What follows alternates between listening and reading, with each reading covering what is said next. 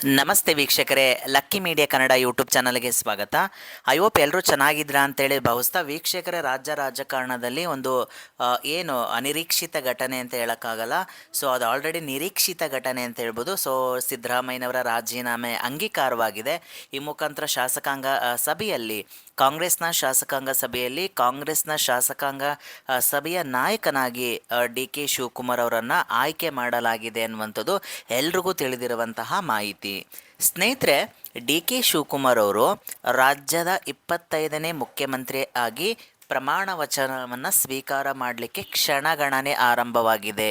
ಈ ಮುಖಾಂತರ D K Shivakumar ಅವರು ಜೂನ್ 3ರಂದು ಅಜ್ಜಯ್ಯ ಅವರ ಆಶೀರ್ವಾದವನ್ನು ಪಡೆದಿರುವಂತಹ ಡಿ ಕೆ ಶಿವಕುಮಾರ್ ಅವರ ಆರಾಧ್ಯ ದೈವ ಆಗಿರುವಂತಹ ಅಜ್ಜಯ್ಯರ ನುಡಿಯ ಪ್ರಕಾರ ಜೂನ್ 3ರಂದು ಪ್ರಮಾಣ ವಚನವನ್ನು ಸ್ವೀಕಾರ ಮಾಡ್ತಾರೆ ಅನ್ನುವಂತಹ ಮಾಹಿತಿಗಳು ದೊರೀತಾ ಇದೆ ಅನ್ನುವಂಥದ್ದು. ಸೊ ಈ ಮುಖಾಂತರ ರಾಜಭವನದ ಗಾಜಿನ ಮನೆಯಲ್ಲಿ ಈ ಒಂದು ಪ್ರಮಾಣ ವಚನ ಸ್ವೀಕಾರ ಸಮಾರಂಭ ಏರ್ಪಡಿಸಲಾಗಿದೆ ಅನ್ನುವಂತಹ ಮಾಹಿತಿ ಬರ್ತಾ ಇದೆ. ಸ್ನೇಹಿತರಿಗಿರ್ತಕ್ಕಂಥ ಅತಿ ದೊಡ್ಡ ಪ್ರಶ್ನೆ ಅಂತಂದರೆ, ಸೊ ಕಾಂಗ್ರೆಸ್ಸಲ್ಲಿರ್ತಕ್ಕಂಥ 136 ಶಾಸಕರ ಬೆಂಬಲವನ್ನು ಪಡೆದಿರುವಂತಹ ಡಿ ಕೆ ಶಿವಕುಮಾರ್ ಅವ್ರಿಗೆ ಈಗ ಯಾವ ಒಂದು ಶಾಸಕರಿಗೆ ಸಚಿವ ಸ್ಥಾನವನ್ನು ಕೊಡ್ತಾರೆ, ಅಥವಾ ಈಗಿರ್ತಕ್ಕಂತಹ ಸಚಿವ ಸಂಪುಟದಲ್ಲಿದ್ದಂತಹ ಯಾವ ಶಾಸಕರನ್ನು ಕೈ ಬಿಡಲಾಗುತ್ತದೆ? ಯಾಕಂದರೆ ಕಾಂಗ್ರೆಸ್ ಅತಿ ದೊಡ್ಡ ಪಕ್ಷವಾಗಿರುವ ಕಾರಣ ಅತಿ ದೊಡ್ಡ ಹಿರಿಯರ ಒಂದು ಪ್ರಾತಿನಿಧ್ಯ ಇದೆ ಅಲ್ಲಿ ಅನ್ನುವಂಥದ್ದು.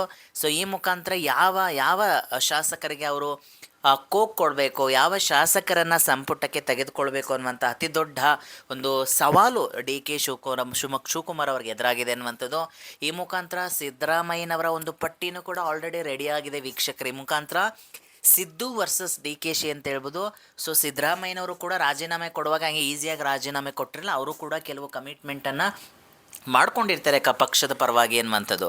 ಸೊ ಈ ಮುಖಾಂತರ ಅವರ ಒಂದು ಬೇಡಿಕೆಗಳನ್ನು ಈಡೇರಿಸಲೇಬೇಕಾದಂತಹ ಪರಿಸ್ಥಿತಿ ಕಾಂಗ್ರೆಸ್ನ ಮುಂದಿದೆ ಅನ್ನುವಂಥದ್ದು. ಈ ಮುಖಾಂತರ ಸಿದ್ದರಾಮಯ್ಯನವರು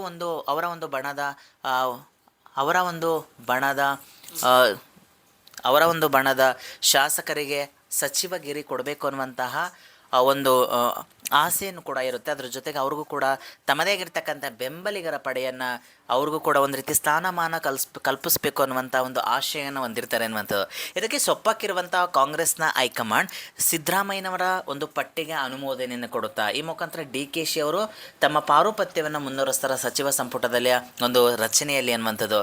ಸ್ನೇಹಿತರೆ, ಬಲ್ಲ ಮಾಹಿತಿಯಿಂದ ಬರ್ತಾ ಇದೆ, CM ಡಿ ಕೆ ಶಿವಕುಮಾರ್ ಅವರು ಜೂನ್ 3ರಂದು ಪ್ರಮಾಣ ವಚನವನ್ನು ಸ್ವೀಕಾರ ಮಾಡಲಿಕ್ಕೆ ಪೂರ್ವ ತಯಾರಿಯನ್ನು ಮಾಡ್ಕೊಂಡಿದ್ದಾರೆ ಸಂಜೆ 5:15 ಅನ್ನುವಂಥದ್ದು. ಆ ಸಮಯದಲ್ಲಿ 11 ಮಂದಿ ಪ್ರಮಾಣ ವಚನವನ್ನು ಸ್ವೀಕಾರ ಮಾಡಲಿಕ್ಕೆ ತಯಾರಿಯಾಗಿದ್ದಾರೆ ಅನ್ನುವಂಥದ್ದು. ಅದರ ಒಂದು ಎಕ್ಸ್ಕ್ಲೂಸಿವ್ ಆಗಿರ್ತಕ್ಕಂಥ ಪಟ್ಟಿ ನಿಮ್ಮ ಮುಂದೆ ತರುವಂಥ ಒಂದು ಪ್ರಯತ್ನ ಇರುತ್ತೆ. ಕೆ ಜೆ ಜಾರ್ಜ್ ಅವರು ಕೂಡ ಸಿದ್ದರಾಮಯ್ಯನವರ ಒಂದು ಬೆಂಬಲಿಗ ಅಂತ ಹೇಳ್ಬೋದು. ಸೊ ಡಾಕ್ಟರ್ ಜಿ ಪರಮೇಶ್ವರ್ ಅವರ ಒಂದು ಹೆಸರು ಕೂಡ ಈ ಒಂದು ಲೀಸ್ಟಲ್ಲಿ ಇದೆ ಅನ್ನುವಂಥದ್ದು. ಜೊತೆಗೆ ಸತೀಶ್ ಜಾರಕಿಹೊಳಿ ಬೆಳಗಾವಿಯ ಒಂದು ಜಿಲ್ಲೆಗೆ ಸಂಬಂಧಪಟ್ಟ ಹಾಗೆ ಉಪಮುಖ್ಯಮಂತ್ರಿ ಸ್ಥಾನಕ್ಕೂ ಕೂಡ ಕನ್ಸಿಡರೇಷನ್ ಮಾಡಲಾಗ್ತಾ ಇದೆ ಇವರ ಒಂದು ಹೆಸರುಗಳು ಅನ್ನುವಂಥದ್ದು. ಸೊ ಸತೀಶ್ ಜಾರಕಿಹೊಳಿ ಅವರ ಹೆಸರು ಕೂಡ ಈ ಒಂದು ಲೀಸ್ಟಲ್ಲಿ ಇದೆ ಅನ್ನುವಂಥದ್ದು. ಅದರ ಜೊತೆಗೆ Yathindra Siddaramaiah is very important ವೀಕ್ಷಕರೇ. ಸಿದ್ದರಾಮಯ್ಯನವರು ಸ್ಟೆಪ್ ಡೌನ್ನ ಆದ ನಂತರ ಅವರ ಮಗನಿಗೆ ಕಾಯಕಲ್ಪವನ್ನು ಕಲ್ಪಿಸಲೇಬೇಕಾಗುತ್ತೆ ಕಾಂಗ್ರೆಸ್ ಪಾರ್ಟಿಯಲ್ಲಿ ಅನ್ನುವಂಥದ್ದು. ಈ ಮುಖಾಂತರ ಯತೀಂದ್ರ ಸಿದ್ದರಾಮಯ್ಯವರನ್ನು ಕೂಡ ಈ ಬಾರಿ ಸಚಿವ ಸಂಪುಟಕ್ಕೆ ಸೇರ್ಪಡೆ ಮಾಡಿಕೊಳ್ಳಾಗ್ತಾ ಇದೆ ಅನ್ನುವಂಥದ್ದು.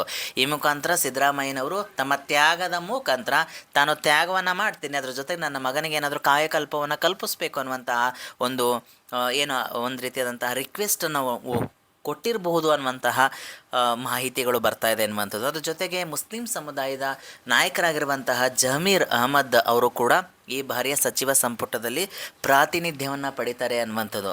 ಅದ್ರ ಜೊತೆಗೆ ಸ್ನೇಹಿತರೆ, ಲಿಂಗಾಯತ ಸಮುದಾಯದ ಅತಿ ದೊಡ್ಡ ನಾಯಕರಾಗಿ ಗುರುತಿಸ್ಕೊಂಡಿರ್ತಕ್ಕಂಥ MB ಪಾಟೀಲ್ ಅವರು, UT ಖಾದರ್ ಪ್ರಸ್ತುತ ಸ್ಪೀಕರ್ ಆಗಿರುವಂತಹ UT ಖಾದರ್ ಅವರು ಕೂಡ ಈ ಬಾರಿಯ ಡಿ ಕೆ ಶಿವಕುಮಾರ್ ಅವರ ಸಚಿವ ಸಂಪುಟದಲ್ಲಿ ಸಚಿವರಾಗಿ ಪ್ರಮಾಣ ವಚನನ ಸ್ವೀಕಾರ ಮಾಡಲಿದ್ದಾರೆ ಅನ್ನುವಂತಹ ಒಂದು ಬಲವಾದ ಒಂದು ಮಾಹಿತಿ ಬರ್ತಾ ಇದೆ ಅನ್ನುವಂಥದ್ದು. ಅದ್ರ ಜೊತೆಗೆ ಸ್ನೇಹಿತರೆ, ಕೃಷ್ಣ ಬೈರೇಗೌಡರು ಏನು ಕಂದಾಯ ಇಲಾಖೆಯಲ್ಲಿ ಅತಿ ದೊಡ್ಡ ಕ್ರಾಂತಿಯನ್ನು ಮಾಡಿರುವಂತಹ ಕೃಷ್ಣ ಬೈರೇಗೌಡರು ಕೂಡ ಈ ಬಾರಿ ಸಚಿವ ಸಂಪುಟದಲ್ಲಿ ಪ್ರಾತಿನಿಧ್ಯವನ್ನು ಹೊಂದಲಿದ್ದಾರೆ ಎನ್ನುವಂಥದ್ದು. ಅದರ ಜೊತೆಗೆ ಮಲ್ಲಿಕಾರ್ಜುನ ಖರ್ಗೆ ಅವರ ಪುತ್ರ ಪ್ರಿಯಾಂಕ ಖರ್ಗೆ ಕೂಡ ಈ ಬಾರಿ ಸಚಿವ ಸಂಪುಟದ ಸಚಿವರಾಗಿ ಆಯ್ಕೆ ಆಗಲಿ ಪ್ರಮಾಣ ವಚನವನ್ನು ಸ್ವೀಕಾರ ಮಾಡ್ತಾರೆ ಎನ್ನುವಂಥದ್ದು. ಇನ್ನು ಮಹಿಳಾ ಕೋಟಾದಡಿಯಲ್ಲಿ ಲಕ್ಷ್ಮೀ ಹೆಬ್ಬಾಳ್ಕರ್ ಅವ್ರಿಗೆ ಈ ಬಾರಿಯ ಪ್ರಾತಿನಿಧ್ಯ ಇದೆ ಎನ್ನುವಂಥದ್ದು. ಬಟ್ ಕೆಲವು ವರದಿಗಳ ಪ್ರಕಾರ ಲಕ್ಷ್ಮೀ ಹೆಬ್ಬಾಳ್ಕರ್ ಅವ್ರನ್ನ ಈ ಬಾರಿ ಡ್ರಾಪ್ ಮಾಡಲಾಗುತ್ತೆ. ಬೇರೆ ಮಹಿಳಾ ಕೋಟಾದಲ್ಲಿ ಬೇರೆ ಮಹಿಳೆಯರಿಗೆ ಅವಕಾಶ ಕೊಡಲಾಗುತ್ತೆ ಅನ್ನುವಂಥದ್ದು ಹೇಳ್ತಾ ಇದ್ದಾರೆ. ಬಟ್ ಪ್ರಸ್ತುತ ಈಗಿರ್ತಕ್ಕಂಥ ಮಾಹಿತಿಯ ಪ್ರಕಾರ ಲಕ್ಷ್ಮೀ ಹೆಬ್ಬಾಳ್ಕರ್ ಅವ್ರಿಗೆ ಕೊಡ್ತಾ ಇದ್ದಾರೆ ಅನ್ನುವಂಥದ್ದು. ಅದ್ರ ಜೊತೆಗೆ ರೂಪಾ ಶಶಿಧರ್ ಅವರನ್ನು KH ಮುನಿಯಪ್ಪನವರು ಆ ಒಂದು ಸಚಿವಗಿರಿಯನ್ನು ಬಿಟ್ಕೊಟ್ರೆ ಅವರ ಮಗಳಾಗಿರುವಂತಹ ರೂಪಾ ಶಶಿಧರ್ ಅವರಿಗೆ ಬಾರಿ ಅವಕಾಶ ಇದೆ ಅನ್ನುವಂಥದ್ದು. ಈ ಮುಖಾಂತರ ಸಾಲು ಪಟ್ಟಿಗಳನ್ನು ನಾವು ನೋಡ್ತಾ ಇದ್ದೀವಿ ಸ್ನೇಹಿತರೆ. ಕಾದು ನೋಡಬೇಕಾಗುತ್ತೆ ಯಾರಿಗೆಲ್ಲ ಅವಕಾಶ ಇದೆ. ಈ ರೀತಿಯಾದಂತಹ DK ಶಿವಕುಮಾರ್ ಅವರ ಈ ಒಂದು ಪಟ್ಟಿಗೆ ಅನುಮೋದನೆ ಸಿಗುತ್ತಾ, ಅಥವಾ DK ಶಿವಕುಮಾರ್ ಅವರ ಪಟ್ಟಿಗೆ ಅನುಮೋದನೆ ಸಿಗುತ್ತಾ, ಸಿದ್ದರಾಮಯ್ಯನವರ ಪಟ್ಟಿಗೆ ಅನುಮೋದನೆ ಸಿಗುತ್ತಾ, ಕಾದು ನೋಡಬೇಕಾಗುತ್ತೆ. ಎಲ್ಲ ಪ್ರತಿತಂತ್ರಗಳು ಈ ಬಾರಿ ಏನಾಗುತ್ತೆ ಅನ್ನುವಂಥದ್ದು. ಈ ಮುಖಾಂತರ DK ಶಿವಕುಮಾರ್ ಅವರು ಇನ್ನಿರ್ತಕ್ಕಂಥ 2 ವರ್ಷಗಳ ಕಾಲ ಹೇಗೆ ಅಧಿಕಾರವನ್ನು ನಡೆಸ್ತಾರೆ ಅನ್ನುವಂಥದ್ದು ಕೂಡ ಸುಸೂತ್ರವಾಗಿ ಅವರು ಅಧಿಕಾರವನ್ನು ನಡೆಸಬೇಕು ಅಂದರೆ ಸಿದ್ದು ಬೆಂಬಲಿಗರಿಗೆ ಕಾಯಕಲ್ಪವನ್ನು ಕೊಡಲೇಬೇಕಾಗುತ್ತೆ ಸಚಿವ ಸಂಪುಟದಲ್ಲಿ ಎನ್ನುವಂಥದ್ದು. ಸೊ ಈ ಮುಖಾಂತರ ಕಾದು ನೋಡೋಣ ಸ್ನೇಹಿತರೆ ಯಾವ ರೀತಿಯಾದಂಥ ಬೆಳವಣಿಗೆಗಳಾಗುತ್ತೆ. ಪ್ರಸ್ತುತ ಇರ್ತಕ್ಕಂಥ ಮಾಹಿತಿಯ ಪ್ರಕಾರ 10 ರಿಂದ 11 ಶಾಸಕರು ಈ ಬಾರಿಯ ಜೂನ್ 3ರಂದು ನಡೆಯುವಂತಹ ಪ್ರಮಾಣ ವಚನ ಸ್ವೀಕಾರ ಸಮಾರಂಭದಲ್ಲಿ DKಶಿಯೊಂದಿಗೆ ಪ್ರಮಾಣ ವಚನ ಸ್ವೀಕಾರ ಮಾಡ್ತಾರೆ ಅನ್ನುವಂಥದ್ದು ಕಾದು ನೋಡಬೇಕಾಗುತ್ತೆ. ಯಾವ ರೀತಿಯಾದಂಥ ಡೆವಲಪ್ಮೆಂಟ್ಗಳು ನಡೆಯುತ್ತೆ ಅನ್ನುವಂಥದ್ದು. ಸೊ ಸ್ನೇಹಿತರೆ, ಇದಾಗಿತ್ತು ಇವತ್ತಿನ ವಿಶೇಷ. ಸೊ ಯಾರೆಲ್ಲ ನಮ್ಮ lucky media Kannada YouTube channel subscribe ಮಾಡ್ಕೊಂಡಿಲ್ಲ, ದಯವಿಟ್ಟು ಸಬ್ಸ್ಕ್ರೈಬ್ ಮಾಡ್ಕೊಳ್ಳಿ, ಶೇರ್ ಮಾಡಿ, ಲೈಕ್ ಮಾಡಿ ಅಂತ ಹೇಳ್ತಾ, DK ಶಿವಕುಮಾರ್ ಅವರು ಮುಖ್ಯಮಂತ್ರಿ ಆಗುವ ವಿಷಯವಾಗಿ ಸಿದ್ದರಾಮಯ್ಯನವರು ರಾಜೀನಾಮೆ ಕೊಟ್ಟಿರುವಂಥ ವಿಷಯಕ್ಕೆ ಸಂಬಂಧಪಟ್ಟಾಗ ನಿಮ್ಮ ಅಭಿಪ್ರಾಯವನ್ನು ಕಮೆಂಟ್ ಮಾಡಿ ಅಂತ ಹೇಳ್ತಾ, ಥ್ಯಾಂಕ್ ಯು ಸೋ ಮಚ್.